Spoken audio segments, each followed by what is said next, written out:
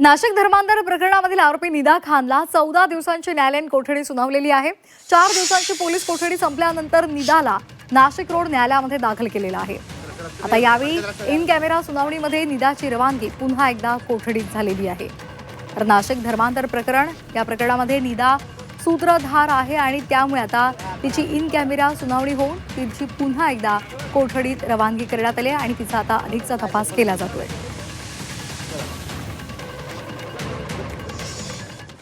Nashik IT company धर्मांतर प्रकरणामध्ये राष्ट्रीय महिला आयोगाचा अहवाल समोर आलाय। प्राथमिक अहवालामध्ये कंपनीच्या कामासंदर्भात प्रश्न उपस्थित केले गेलेत। कंपनीचे नेतृत्व टॉक्सिक असल्याचा उल्लेख सुद्धा केलेला आहे।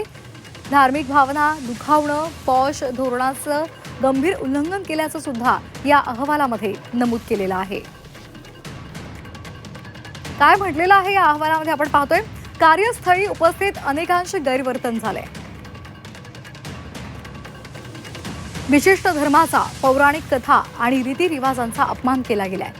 महिला कर्मचाऱ्यांविरोधात वारंवार धर्मविरोधी टिप्पणी झाली आहे। पॉश धोरणांचं उल्लंघन, कंपनीचं नेतृत्व टॉक्सिक आहे। कंपनीमधील सीसीटीव्ही कॅमेरे कार्यरत नाहीत।